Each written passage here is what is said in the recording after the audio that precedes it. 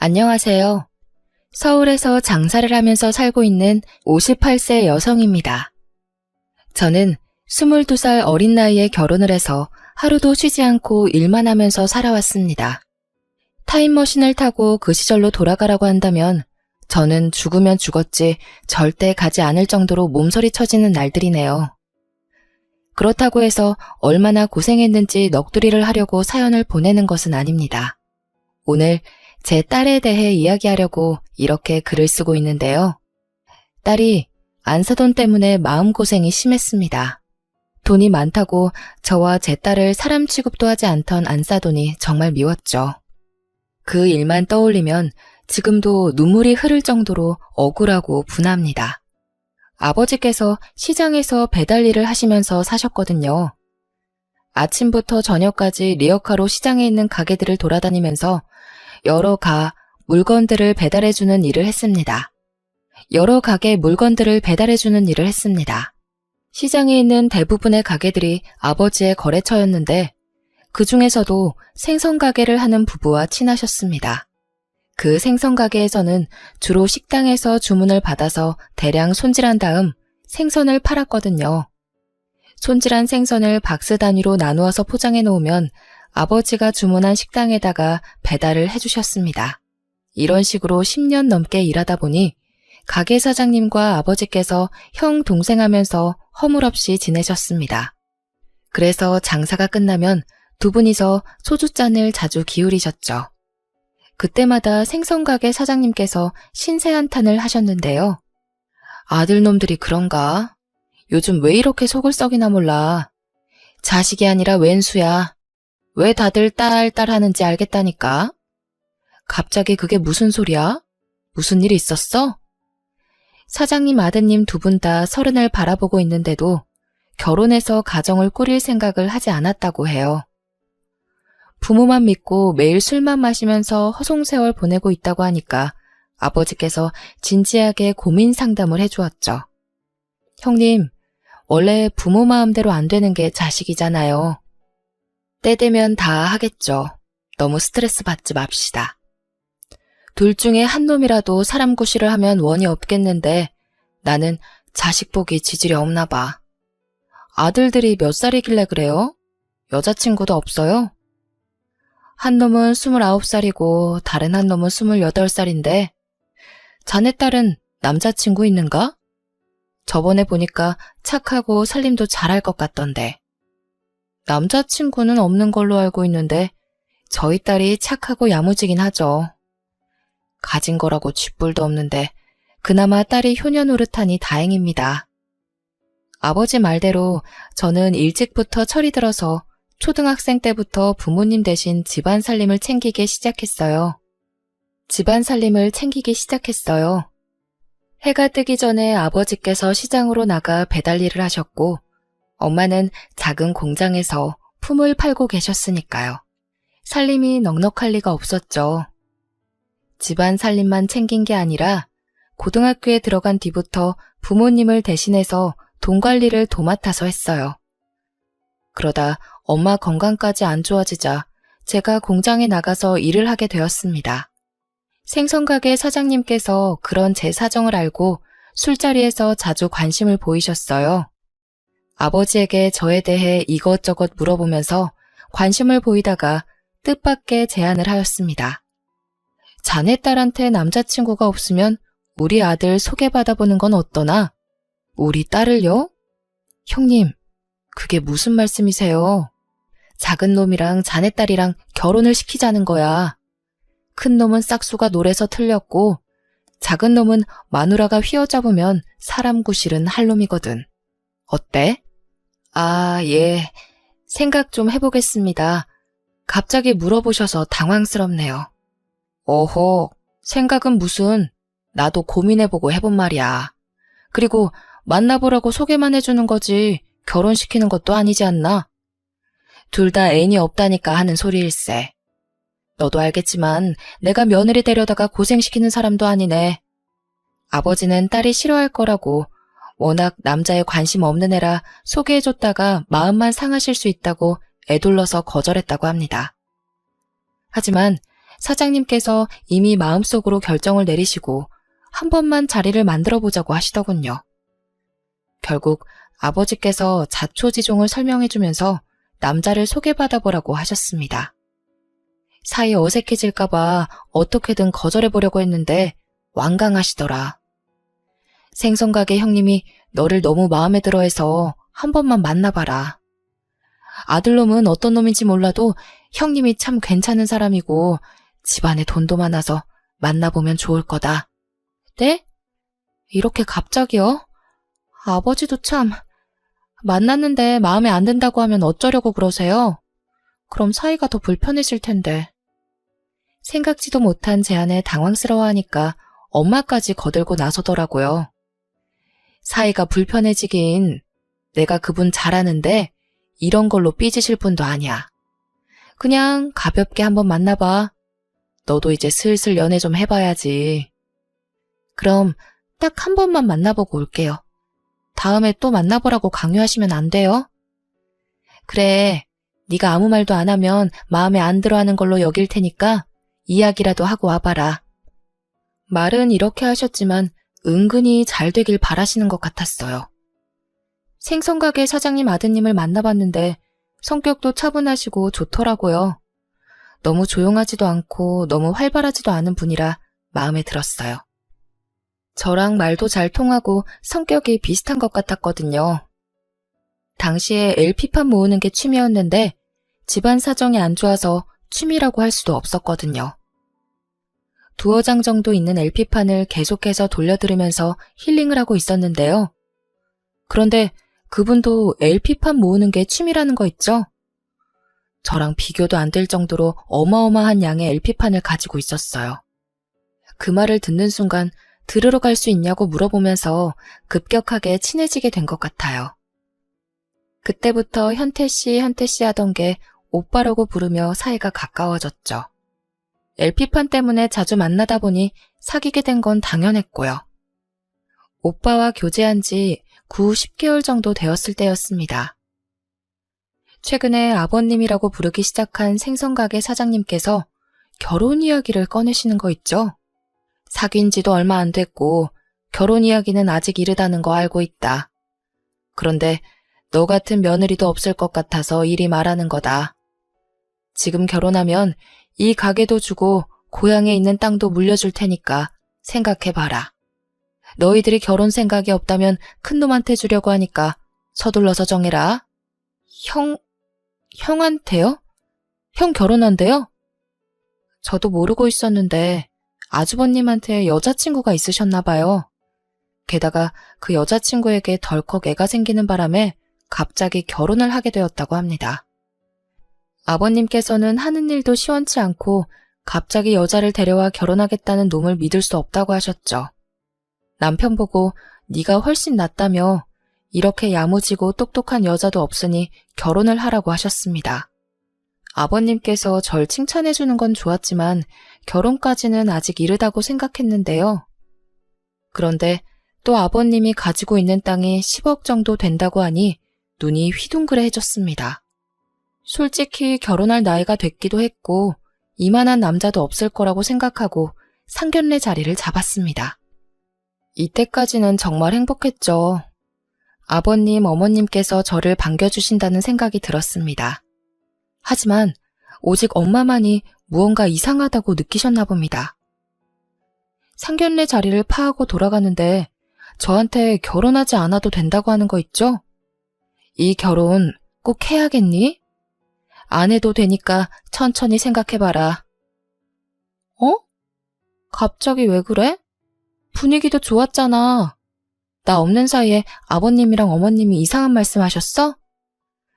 아니, 시장 사람들이 들은 말이 있는데 네 남편이 노는 것만 좋아하는 한량이라고 하더라. 너희들이 오래 만난 것도 아니고 이러다 이혼하는 거 아닌가 해서 걱정이 되네. 에이, 소문 믿지 마. 그 사람들이 오빠랑 친하게 지낸 것도 아니잖아. 아무것도 모르면서 그런 말 한 걸 거야. 그럼 네가 야무지게 잘할 수 있지? 남편 믿지 말고 네가 경제권 다 가져오고 돈 관리해. 이상한 도박하고 여자 만나서 돈 갖다 주는 거 아닌가 감시하고. 알겠어. 엄마는 도대체 무슨 소문을 들은 거야? 저는 시장 바닥에서 떠도는 소문이 뭔지 궁금했지만 엄마는 끝까지 알려주지 않았습니다. 제가 말한 대로 뜬 소문이기도 하고 알아봤자 득볼 거 없다며 파혼할 마음이 생기면 이야기해주겠다고 했죠. 저도 시장 바닥에 오래 있어 보니 여기 토박이 사람들이 얼마나 남 이야기하는 걸 좋아하는지 알고 있었습니다. 그래서 그냥 사소한 이유로 남편이 미움을 받기 시작해서 이상한 소문이 난 거라고 생각했는데요. 그거 말고는 별다른 걱정이 없었습니다. 어릴 때부터 집안 살림을 도맡아서 해와서 시댁살이가 무섭게 느껴지지도 않았어요. 오히려 다른 데서 고생하는 것보다 시댁살이가 훨씬 나을 거라고 생각했죠. 매일 끼니 걱정해야 하는 저희 집보다는 시댁 형편이 100배 더 좋아 보였거든요. 그런데 결혼을 하고 보니 아무도 생선가게를 운영할 생각이 없어 보였습니다. 둘째 아들이 결혼했다며 시장 바닥을 돌아다니며 자랑한 후부터 가게로 출근하지 않으셨거든요. 이러다가 나한테 일하러 가라고 하겠다 싶었는데 역시나 아버님께서 남편과 저를 불러 가게로 나오라고 하시더군요. 너희들 내일부터 가게에 나와서 일해라. 너도 이제 가장이니까 집에서 놀 생각하지 말고 슬슬 생선가게 물려받을 생각해야지. 저랑 남편이 생선가게로 가서 일을 하기 시작했지만 남편이 틈만 나면 자리를 비우고 도망을 갔어요. 시어머니는 그런 남편을 못 본 척 눈 감아주면서 남편이 해야 하는 일까지 제게 시켰습니다. 저는 새벽같이 일어나서 아침 식사 준비를 해놓고 가게에 나와서 생선을 다듬으면서 손님들을 맞아야 했죠. 너무 힘들어서 다리가 후들거리고 아무리 자도 피곤했습니다. 오후가 되면 저희 아버지가 리어카를 끌고 가게에 들리셨는데 아버지 얼굴을 볼 때마다 눈물이 나오더라고요. 가게 일이 힘들지? 처음엔 힘들어서 눈물도 나오고 그런다. 힘들어도 참아야 해. 이러다가 곧 적응돼서 괜찮을 거다. 아버지께서 저를 안쓰럽게 바라보는 게 느껴졌어요. 그래서 저는 괜찮다고 괜히 아버지 보니까 눈물이 나오는 거라고 둘러대고 눈물을 닦아냈습니다. 하지만 아버지 말대로 적응이 되지는 않더군요. 제가 일한다고 시아버지께서 아예 쉬기 시작하셨거든요. 덕분에 요령만 피우는 남편과 저를 부려먹으려고 드는 시어머니와 함께 장사를 하게 되었습니다. 이제는 버티기가 힘들어졌죠. 너무 힘들어서 숟가락 들 힘조차 없어서 식사를 거르고 누워있는 일이 잦았습니다. 그런데 시어머니께서 이런 제 모습을 보고 오히려 화를 내시더라고요. 또 누워있어? 겨우 이 정도 가지고 뭐가 힘들다는 거야? 나는 가게 없을 때 길거리에 쪼그리고 앉아서 장사한 적도 있었어. 손님 놓칠까봐 화장실 참다가 병도 생겼다. 거기에 비하면 넌 호강하는 줄 알아. 제가 힘들어할 때마다 시어머니께서는 그렇게 옛날 이야기를 늘어놓으셨습니다. 시부모님께서 무작정 상경해서 시장에서 노점상을 시작하셨거든요. 죽기 살기로 장사해서 가게도 차리고 어느 정도 돈도 모으게 되신 것 같았습니다. 시어머니는 내가 고생했으니 너도 한번 당해봐라는 식으로 제게 일을 시키셨죠. 제게 한풀이 하듯이 과거에 쌓인 스트레스를 풀려고 하더라고요. 시어머니의 분풀이 대상으로 찍혀서 새벽부터 밤 늦게까지 장사와 집안일로 정신이 하나도 없었습니다. 그런데도 남편은 장사나 집안일 어느 것 하나 도와주지 않고 나몰라라 하더군요. 더 기가 막힌 건 아주버님이었습니다. 아주버님께서 돈이 궁해지면 슬그머니 가게로 나타나 시어머니에게 귓속말을 했습니다. 시어머니께서 돈을 주는 걸 보아하니 보나마나 돈을 달라고 한 것이겠죠. 당연히 시아버지께서는 시어머니께 남편과 아주버님에게 돈을 주지 말라고 여러 번 당부를 하셨어요. 또 돈을 줬다고? 내가 주지 말라니까 기어코 줘서는? 며느라, 혹시라도 네 남편이 돈을 달라고 하면 절대 주지 마라. 그러다 버릇 나빠져서 평생 못 고친다. 시아버지께서 첫째 아들이든 둘째 아들이든 돈만 생기면 술이나 도박에 손을 댄다고 하시더라고요. 결혼 후 무책임하면서 제게 무관심한 남편의 모습을 봤기에 아버님 말이 사실이라고 생각했습니다. 그런데 아주버님께서 저를 만만하게 보셨는지 다짜고짜 돈을 달라고 요구하셨죠. 재수씨, 오늘 장사는 잘 됐어요? 지금 엄마가 없어서 그런데 50만 원만 줘봐. 돈이 필요하면 일을 해요. 저기 쌓여있는 생선 4장부터 버리고 물 청소 좀 하면 드릴게요. 뭐? 지금 나한테 뭐라고 했어? 제가 이렇게 나올 줄 몰랐는지 아주버님께서 험악한 표정을 지으셨습니다. 하지만 산전수전 다 겪은 제가 겁을 먹을 리가 없었죠. 세상에 공짜가 어디 있어요? 앞으로 돈이 필요하면 일을 하세요. 그 전에는 10원 한 장도 못 줘요. 아주버님은 기가 막힌다는 표정으로 욱박질렀지만 저는 한마디도 지지 않고 받아쳤습니다. 저한테는 씨알도 안 먹힌다는 사실을 알았는지 아주버님이 저를 피해서 시어머니께 돈을 뜯어갔어요. 그래서 저는 참지 못하고 어머님께 쓴소리를 내뱉고 말았죠. 어머님, 아주버님한테 돈 주면 안 되잖아요. 아버님께서도 절대 주지 말라고 신신당부하셨는데 왜 자꾸 주시는 거예요? 이게 내 돈이지 네 돈이야? 넌 참견하지 말고 시키는 일이나 해. 어디 버릇없이 시애미한테 눈을 부릅뜨고 대들고 있어? 첫째 아들이라는 놈이 시어머니 돈으로 술과 도박을 하고 있으니 집안이 잘 돌아갈 리가요. 이러다가 집안이 거덜날 것 같아서 어쩔 수 없이 제가 나섰습니다. 저 말고는 가게 운영에 신경을 쓰지 않아서 벌어들이는 수익이 형편없었거든요.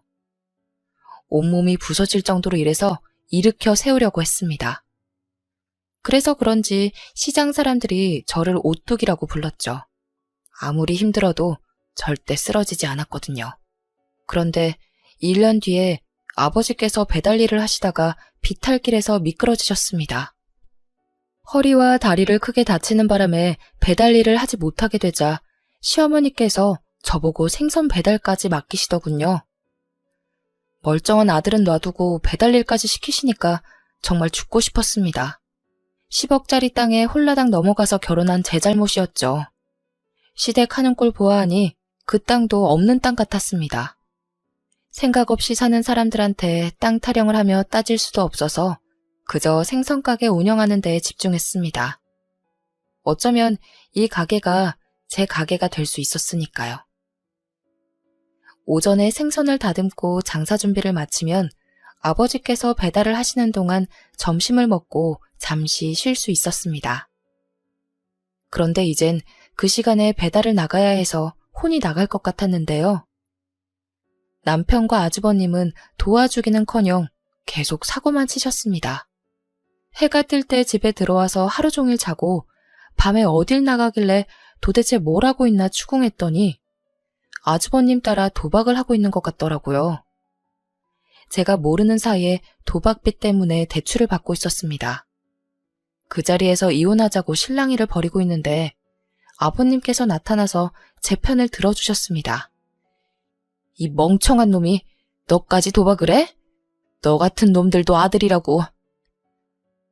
폭언을 퍼부으면서 남편을 때리니 제 속이 다 시원해지더군요. 아버님께서 남편 보고 무릎 꿇고 사과하라고 독촉해서 도박해서 미안하다는 사과도 받았습니다. 이런 식으로 제 편을 들어주고 제 앞에서 남편을 혼내주는 시아버지가 있어서 지옥 같은 시집살이를 견딜 수 있었죠. 아버님께서는 저를 몰래 불러서 술 한 잔을 사주며 저를 위로해 준 적도 있었습니다. 아가, 많이 힘들지? 오늘은 이 한 잔 마시면서 다 풀어버리자. 감사해요, 아버님. 아버님 아니었으면 저 이미 이혼했을 거예요. 그래, 나도 너 아니었으면 이놈의 집구석 오고 싶지도 않았을 거다. 진짜로 요즘 집으로 안 오시던데 어디서 주무시는 건가요? 다른 사업이라도 하고 계세요? 제가 콕 짚어서 물어봤는데도 아버님은 대답해주지 않으셨습니다. 그 뒤로 시아버지께서 가게는 물론 집까지 자주 오지 않는 일이 잦았는데요. 어쩌다 한 번씩 집에 들리시면 제 손을 잡고 따뜻하게 위로해 주셨습니다. 어휴, 그 곱던 손이 3년 만에 이 꼴 되다니. 결혼시킨 내가 죄인이다, 죄인. 전 괜찮아요, 아버님. 그런데 왜 자꾸 집에 안 들어오세요? 혹시... 저는 다른 여자가 생기신 거냐고 물어보려다가 시어머니가 없는 걸 다시 한번 확인했어요. 그리고 목소리를 낮춰서 물어보았죠. 아버님, 저한테는 솔직하게 말씀하셔도 돼요. 어머님 몰래 다른 살림 차리신 거예요? 네 시엠이랑은 이혼만 안 했지 이미 예전부터 별거하고 있었다. 철 안 든 자식놈들 걱정돼서 왔다 갔다 하는 것이지. 시엠이랑은 거의 남처럼 살고 있어. 어쩐지 시아버지께서 말도 없이 외박하시는데 시어머니는 신경을 쓰지 않는 눈치셨어요.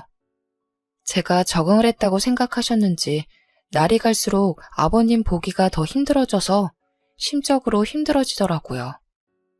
대신 딸아이가 1살, 2살 먹어가면서 제게 힘이 되어주었습니다.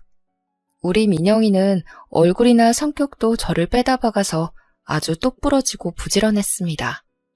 어렸을 때부터 제 어깨를 자주 안마해주고 편지를 써서 주는 아주 어른스러운 아이였는데요. 그런 아이가 어느새 다 커서 대학을 졸업하게 되었네요. 얼마 전에 취직했다며 독립을 하는 바람에 의지할 사람도 없어졌습니다. 제가 외롭게 가게를 해내가고 있는데 시어머니께서 자꾸만 이상한 행동을 하시더라고요. 갑자기 깜빡깜빡 하시더니 집 주소를 잊어버리거나 전화번호를 까먹는 일이 자꾸 생기셨습니다. 치매기가 있는 것 같아서 병원에 가보니 치매는 물론 원래 있던 당뇨까지 심해져서 요양원으로 가게 되었는데요. 시부모님이 없다고 해서 자유로워진 것도 아니었죠. 남편과 아주버님은 여전히 날건달처럼 살고 있어서 골칫거리였습니다. 아직까지 저보고 돈을 달라고 하시니까 어머님 생각이 많이 나더라고요. 돈을 주기 힘든 날에는 잔소리를 하며 남편과 아주버님을 내쫓았거든요. 그런데 이제 그러지도 못하니 남편과 아주버님이 장사를 방해하는 일이 잦아졌습니다. 제가 아무리 목소리를 높이고 핀잔을 줘도 듣지도 않아서 이상하게 시어머니가 그리워졌습니다. 그새 미운정이 생겼는지 얼른 나와서 남편이랑 아주버님 좀 혼내달라며 매일 요양원에 들러서 시어머니의 상태를 살펴드렸는데요. 그러다 몇 달 뒤에 시어머니가 세상을 떠나셨어요. 제게 정겹게 구시지는 않았지만 집안 식구로 오랫동안 같이 사신 분이었으니까요.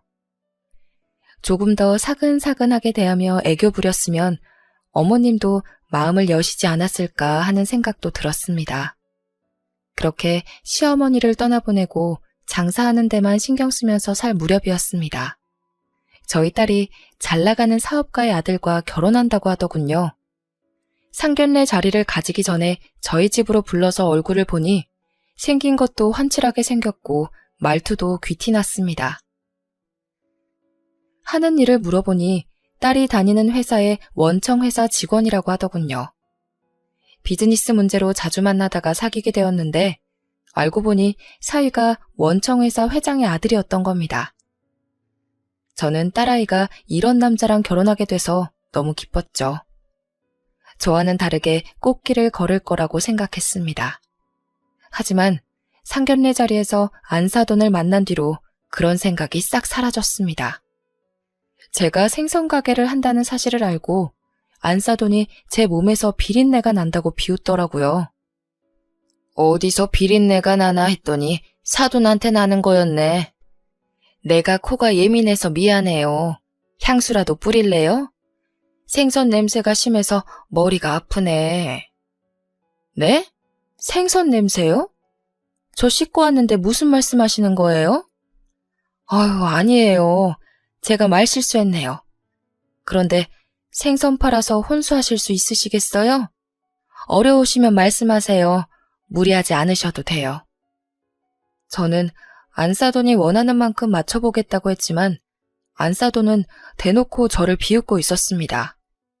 길거리 노숙자를 보는 것처럼 안쓰럽게 쳐다보더니 한숨을 푹 쉬는 거 있죠? 아유, 됐어요. 혼수 마련하다가 빚더미에 앉으면 안 되잖아요. 아휴, 머리 아파. 내가 비린내만 맡으면 두통이 와서 죄송해요. 이만 일어나 볼게요. 더는 못 앉아 있겠네. 안사돈이 이런 식으로 저를 무시하더군요. 제가 결혼하지 말라고 말리니 딸아이가 눈물을 흘렸습니다. 자기는 이 사람 아니면 안 된다는 거 있죠. 게다가 사위까지 절 찾아와서 어머니께서 원래 냄새에 예민하셔서 말실수를 하신 것 같다고 석고대죄했습니다. 딸이랑 사위가 이렇게 하는데 결혼 반대하기가 좀 그랬습니다. 사돈이야 어쩌다 한번 볼 텐데 제가 참으면 된다고 생각했는데요. 그런데 딸아이를 결혼시키고 나니 저한테 하던 갑질을 딸한테도 하더군요. 안사돈이 수산시장에서 손질도 하지 않은 생선을 2박스나 가져왔습니다. 그 생선들을 깔끔하게 손질하라고 시켜서 딸아이가 못한다고 했죠. 생선 손질이요? 전 이런 거 못해요. 한 번도 안 해봤어요. 뭐? 생선 장수 딸이 생선 손질을 못해? 못하는 척 하지 말고 빨리 다듬기나 해. 네? 저는... 딸아이가 당연히 생선 냄새를 맡고 헛구역질을 했습니다. 저희 딸이 어릴 때부터 비위가 약해서 비린내가 나는 건 먹지도 못했거든요. 그걸 그 자리에서 알아놓고 안사돈이 매번 생선을 사와서 딸아이에게 손질을 시켰습니다. 참다 못한 딸아이가 친정에 와서 그동안 당한 짓을 전부 다 이야기했습니다. 내가 비린내 못 맡는다고 말씀드려도 계속 생선을 가지고 오시는데 어떡해? 시어머니 때문에 더는 못 참겠어. 확 이혼할까봐. 뭐? 이혼? 엄마도 안 한 이혼을 네가 한다고? 그러니까 엄마가 결혼 말릴 때 그만뒀어야지. 괜히 고집 부려서는. 아니, 내가 이럴 줄 알았냐고. 나도 후회돼. 마음에 안 든다고 이혼하면 세상 사람들 다 이혼하겠다. 엄마도 이혼 안 하고 꾹 참고 버틴 거 알고 있잖아. 이참에 생선 손질도 해보자. 죽을 때까지 안 할 수는 없으니 이제부터 하나씩 해봐야지. 남편도 시어머니 편만 들고 내 말은 듣지도 않는데 어떻게 살아. 시댁에 내 편이 한 명도 없어서 너무 힘들어. 네 남편도 사정이 있는 거겠지. 무작정 싫다, 짜증난다고 말하지 말고 차분하게 각자 사정을 이야기해보자고 해봐라. 생판 남남이 만났는데 어떻게 매사에 마음이 맞겠니? 각자 살아온 환경이 달라서 생각하는 마인드도 다를 거 아니야. 딸이 안사돈 때문에 못 살겠다고 신세한탄을 할 때마다 저는 딸의 하소연을 들어주면서 다독여 주었어요. 시댁살이를 해본 터라 딸의 마음고생을 누구보다 잘 알고 있어서 걱정이었습니다. 마음 같아서는 당장 안사돈에게 달려가 왜 내 딸을 구박하고 못살게 구냐고 따지고 싶었는데요. 그랬다가는 집안 싸움이 될 것 같아서 딸에게 넓은 마음으로 이해해라, 참으라는 말밖에 해줄 수 없었습니다. 그러다 저의 조언을 후회하게 되는 날이 찾아왔습니다. 안사돈의 환갑날에 참기 힘든 모욕을 당했거든요. 그날의 기억은 평생 잊혀지지 않을 것 같습니다. 환갑잔치 이야기를 꺼내려고 다 같이 모여서 식사를 하던 날이었습니다. 어색한 기류가 흐르자 제 딸아이가 슬그머니 본론을 이야기하였죠. 어머님, 곧 회갑이신데 그냥 넘어갈 수는 없잖아요. 환갑잔치라고 알아볼까 하는데. 요즘 환갑잔치 하는 사람이 어디 있니? 좋은 식당에 예약해서 친척들만 모시고 식사나 하자. 좋은 식당이요? 땡땡 식당은 어떠세요? 저번에 여기 밥 맛있다고 하셨잖아요. 뭐? 땡땡 식당? 설마 땡땡동에 있는데 말하는 거니? 사돈은 자기가 바라던 규모의 식당이 아니었는지 인상을 쓰더라고요. 딸아이가 그럼 어느 식당이 좋냐고 물어봐도 대답을 해주지 않았어요. 으유, 됐다. 그냥 거기로 예약해라. 그런데 왜 이렇게 비린내가 나는 거지? 자기 맘대로 안 된다고 이런 식으로 또 눈치를 주려나 봅니다. 갑자기 손수건을 꺼내 코를 막더니 주위를 두리번거리다 저와 눈이 마주쳤습니다. 사위도 당황스러워하며 어떻게든 사돈을 말리려고 했죠. 아무 냄새도 안 나는데 무슨 비린내가 난다고 그래. 네 코에는 이 냄새가 안 난다는 말이야? 너무 지독해서 현기증이 나는데? 안사돈은 제게 눈총을 주다 못해 다른 친척들에게 제가 시장에서 생선을 팔다가 와서 비린내가 나는 거라고 이해해달라는 말을 하더군요. 친척들의 시선이 제게 쏠리자 수치스러워져서 금세 얼굴이 달아오르고 말았습니다. 더 이상 앉아있을 수가 없어서 자리를 박차고 나오니 사위는 급히 따라 나와서 거듭 사과를 했습니다. 장모님, 죄송합니다. 저희 엄마가 또 무례하게 대해서 정말 죄송합니다. 제가 그러지 말라고 말씀드렸습니다. 이제 이런 일 없을 겁니다. 이런 일이 더 이상 없다고 하더라도 제가 받은 상처는 지워지지 않을 것 같습니다. 결국 그동안 쌓인 서러움에 눈물이 솟구쳤고 사위가 보는 앞에서 눈물을 보이고 말았죠. 딸아이도 따라 나오다 제가 우는 모습을 보고 소리를 질러댔습니다. 말했다며. 당신이 어머님이랑 잘 이야기해서 다시는 그러지 않게 하겠다며. 그런데 왜 이러는데? 됐어. 나 이혼할게. 엄마, 나 그냥 이혼할 거야. 나도 당한 거 많고 더 이상 이렇게 못 살아. 지금 당장 이혼해. 마음 같아서는 저도 이혼하라고 하고 싶었지만 그럴 수가 없었습니다. 내가 참을 테니 나 때문에 이혼하지 말라고 딸아이의 손을 잡으면서 말하였죠. 그 말을 듣자마자 딸아이가 제 품에 안겨서 펑펑 울고 말았습니다. 그렇게 한바탕에서 잠잠해지나 싶었는데요. 역시나 시댁에서 문제가 생기더군요. 바깥사돈이 실수를 하는 바람에 오랫동안 하던 사업이 휘청거렸습니다. 기획이사가 바깥사돈에게 새로 파트너가 된 회사를 소개하면서 투자를 하자는 말을 꺼냈거든요. 이때 잘못된 선택을 하고 말았죠. 사장님, 이번에 저희들과 새로 거래를 트게 된 회사입니다. 아주 전망이 밝고 탄탄한 회사라서 사장님이 투자하시면 좋을 것 같아요. 오, 그래? 어떤 회사길래 그래? 기획이사는 바깥사돈의 대학 후배이자 회사 창립 멤버이기도 해서 엄청나게 신뢰했다고 해요. 15년 넘게 바깥사돈과 함께 같이 해온 동료라서 투자에 대한 정권을 주었는데 사기를 당하게 되었습니다.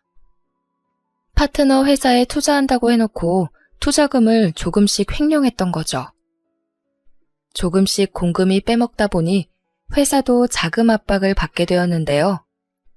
그제서야 무언가 수상함을 느낀 바깥사돈이 정밀 회계감사를 해보고 그동안 모르고 있었던 기획이사의 비리를 알게 되었던 겁니다.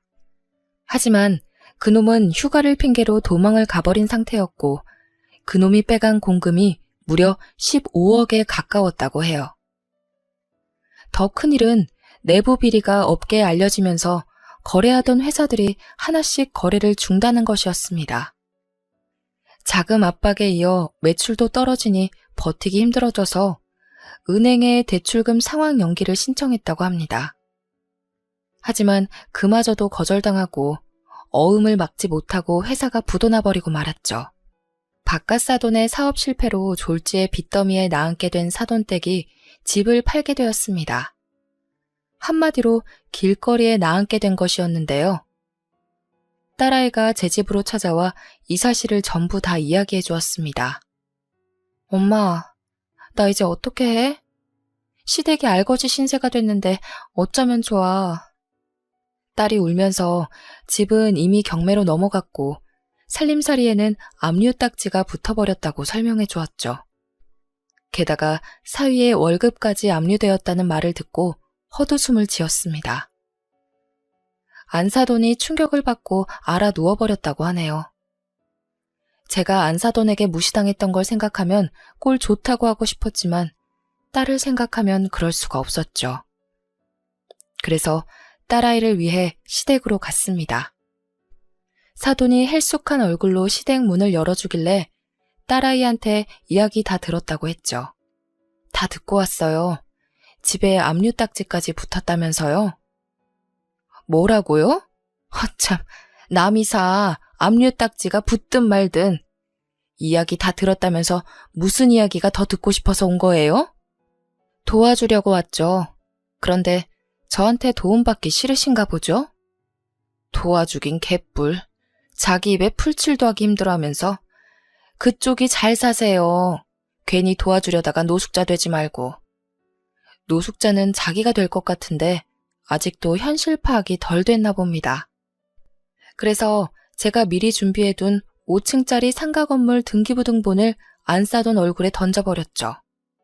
안사돈이 등기부등본을 보고 놀라더니 말투부터 달라졌습니다. 아니, 이게 도대체 뭐예요? 뭐긴요, 건물 등본이죠. 이 건물 제 딸 앞으로 해줄 거예요.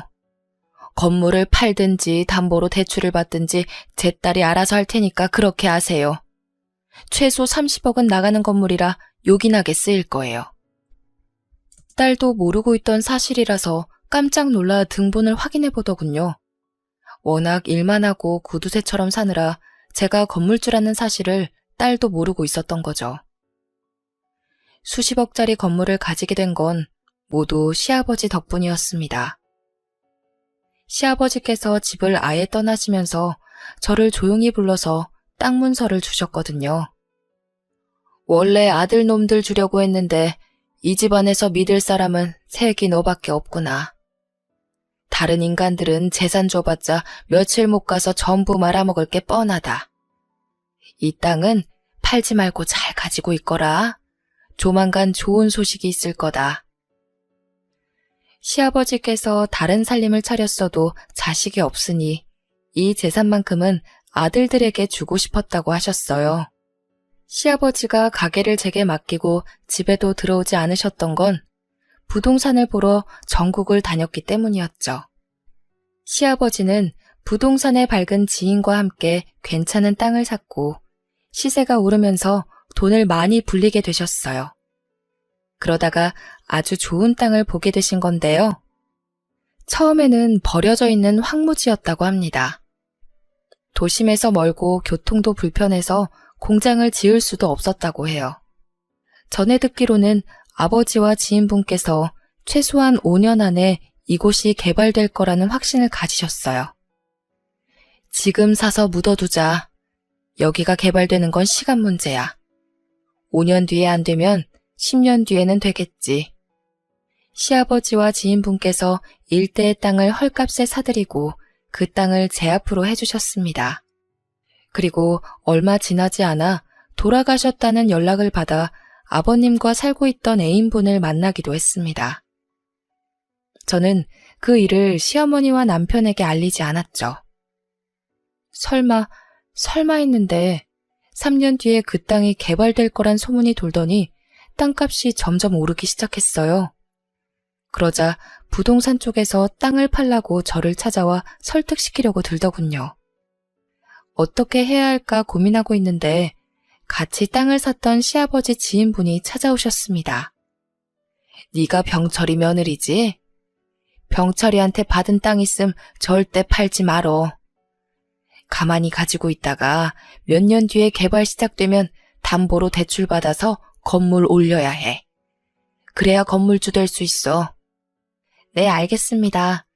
말씀하신 그대로 할게요. 저는 그분 말대로 해서 건물주가 되었지만 끝까지 그 사실을 숨겼습니다. 하지만 세상에 비밀은 없는 법이라 제가 건물주란 사실을 시어머니께 들키기도 했어요. 어머님께서 제가 확인차 떼어놓은 등본을 보시더니 저한테 욕을 퍼부으시더라고요. 이런 요망한 년 같으니 네가 감히 나를 속여? 그 건물 당장 내놔. 어머님, 건물이라니 지금 무슨 말씀하시는 거예요? 네 년한테 건물 있는 거 다 알고 있다. 2년 서랍에서 내가 다 확인해봤어. 뭘 확인하셨는데요? 서랍에서 본 게 있으면 가져와 보세요. 뭐? 분명 내가 방금 들고 왔는데. 그 당시 시어머니께서 치매를 앓고 계셔서 다행이었죠. 서랍에서 봐놓고 들고 오는 걸 잊으셨는지 빈손만 멀뚱멀뚱 바라보고 있었습니다. 남편이 그 모습을 보고 놀랐다가 어이없는 표정을 지으면서 어머님을 말리더군요. 엄마, 그만 좀 해. 우리한테 무슨 건물이 있어? 오늘 약 먹은 거 맞아? 약? 내가 약을 왜 먹어? 전현이 건물을 가지고 있다고. 알았으니까 약 먹자. 치매가 점점 심해져서 헛소리를 다 하네. 헛소리라니 이 녀석아. 전현한테 등본 있는지 확인해보라고. 이런 식으로 제 건물을 빼앗으려고 했지만 치매기가 있는 터라 아무도 믿어주지 않았습니다. 덕분에 제 건물을 시댁 식구들로부터 지킬 수 있었네요. 건물 임대료 수입만으로도 충분히 놀고 먹을 수 있었지만 딸한테 물려줄 유일한 재산이라 묵혀두고 있었습니다. 결혼할 때 주려고 했는데 그놈의 비린내 타령을 하길래 이혼할까봐 이야기도 하지 않았죠.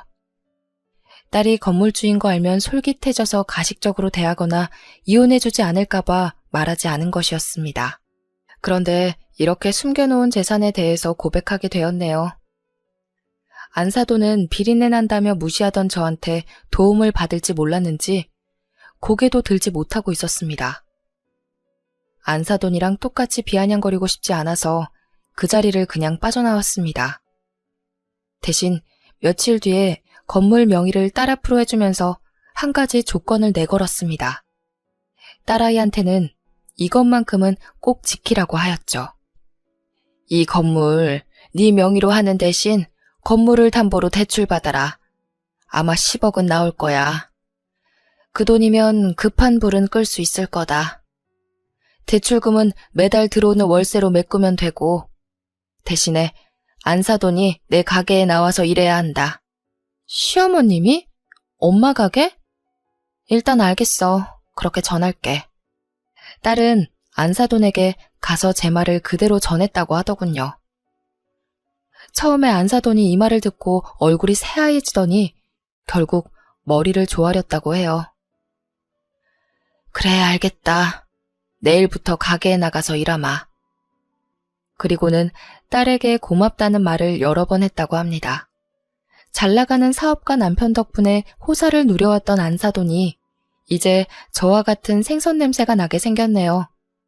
안사돈은 비린내에 익숙해지지 않아서 헛구역질을 하면서 눈치를 보더라고요. 아파 보이는 얼굴로 생선을 다듬고 포장까지 다 하고 있으니까 시장 상인들이 와서 핀잔을 주기도 하였습니다. 아유, 얼굴 좀 봐. 곧 있으면 쓰러지겠어. 아무리 그래도 안사돈한테 너무 심한 거 아니야? 시장 상인들은 안사돈에게 너무한 것 같다고 했지만 저는 안사돈에게 인생 공부를 시켜주는 중입니다. 건물을 담보로 15억을 대출받아서 시댁의 빚을 청산하고 바깥사돈이 사업을 다시 시작할 수 있게 됐으니 그에 합당하는 대가를 치러야죠. 이 사정을 알고 있는 바깥사돈은 저를 뭐라 하기는커녕 오히려 며느리에게 고맙다는 말을 전하기까지 하였습니다. 아가, 정말 고맙다. 네가 나를 살렸어. 네가 없었음 이미 길바닥에 나 앉았을 것이다. 딸이 안사돈과 사위의 인생을 구제했으니 딸을 대하는 태도도 확 달라진 건 두말할 필요가 없겠죠. 예전에 시아버지께서 제게 집안을 구한 며느리라고 칭찬하셨는데 이젠 제 딸이 시댁을 구한 며느리라는 칭찬을 받게 되었습니다. 돈의 위력은 우리들이 상상하는 것 이상인 것 같아요. 돈 때문에 울기도 하고 웃기도 하며 돈 하나만으로 사람 자체를 판단하기도 합니다. 그래서 돈이 많다고 추앙하고 돈이 없다고 무시하기도 하는 거죠. 돈으로 판단하는 일을 피할 수 없지만 그렇다고 대놓고 돈으로 사람을 판단해서는 안 됩니다. 언젠가 돈이 없다고 수군대던 자신이 손가락질을 당하게 될 수 있으니까요. 제가 이 교훈을 전해주려고 사돈을 가게로 나오게 한 것인데요. 이제 가게에 나오지 말라고 했더니 안 사돈이 힘이 남아있는 한 저와 함께 장사를 하고 싶다고 말하였습니다. 아무래도 저랑 같이 장사를 하면서 안 사돈도 무언가 깨달은 게 있는 거 아닐까요? 안 사돈과 매일 붙어 있게 될 줄은 몰랐는데 사람 일은 정말 알다가도 모를 일인 것 같습니다. 그러니 여러분들도 돈으로 사람을 판단하는 일은 삼가시길 바랍니다. 이만 사연글 줄이면서 여러분들의 행복 또한 바라도록 하겠습니다. 감사합니다.